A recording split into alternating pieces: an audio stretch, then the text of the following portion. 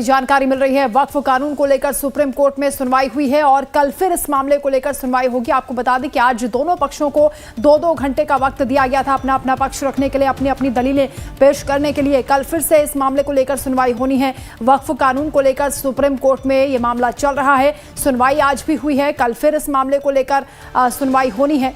आज भी तीखी बहस हुई है। कपिल सिब्बल की ओर से भी मजबूत पक्ष रखा गया है और कई सारी दलीलें उन्होंने पेश की हैं। तो वहीं सरकार का पक्ष भी आज कोर्ट में रखा गया है। दोनों तरफ से आज अपनी अपनी दलीलें पेश करने के लिए 2-2 घंटे का वक्त दिया गया था। सर्वोच्च न्यायालय में वक्फ अमेंडमेंट एक्ट 2025 को चुनौती देने वाली याचिकाओं पर सुनवाई हुई।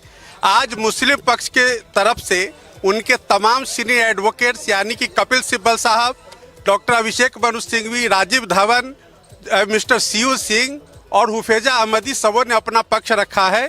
और कल जो रेस्पोंडेंट यानी भारत सरकार और भारत सरकार के समर्थन में जितने भी इंटरवेनर्स हैं उनके द्वारा कल पक्ष रखे जाएंगे। कल पुनः इस मामले को सूचीबद्ध किया गया है और कल भी वक्फ मामले में सुनवाई जारी रहेगी माननीय सर्वोच्च न्यायालय के समक्ष। संवाददाता रजनीश इस वक्त हमारे साथ फोन लाइन पर जुड़ रहे हैं। रजनीश, क्या कुछ हुआ है कोर्ट में आज?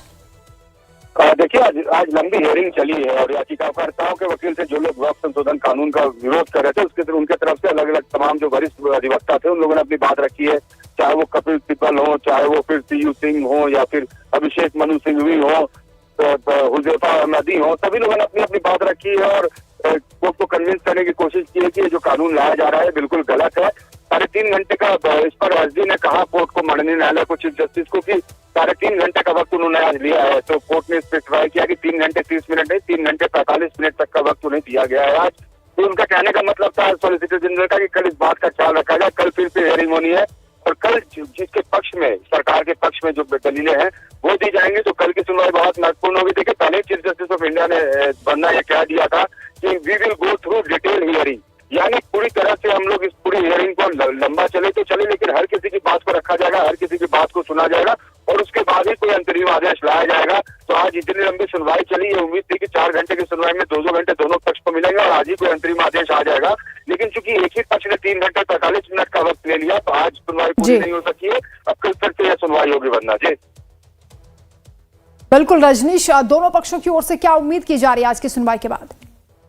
देखिए, कोशिश तो ये होगी कि जो लोग विरोध कर रहे हैं वो ये चाहेंगे कि जिन पॉइंट्स पर उन्होंने अपना कॉन्ट्रडिक्शन दिया है कोर्ट उस पॉइंट्स को माने और फिलहाल इस कानून को रोक दिया जाए, इसे लागू न किया जाए। बार बार यही दलील दी जा रही है कि वक्फ की प्रॉपर्टी को हड़पने की कोशिश है, जबकि सरकार कह रही है कि हम हर सबमिशन को तैयार है, हम हर तरह के जो भी उनकी क्वेश्चन है उसको हम आंसर करेंगे। और पिछली बार भी तब ये सुनवाई हुई थी अप्रैल के महीने में, तभी ये बात कही गई थी सॉलिसिटर जनरल के द्वारा कि हम लोगों ने पूरी तैयारी की है और हम हर सवाल का जवाब देने को तैयार है।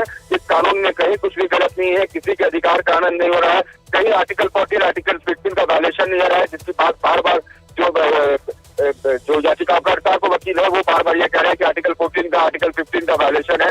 सॉलिसिटर जनरल का कहना है कि किसी भी आर्टिकल का वायलेशन नहीं हो रहा है।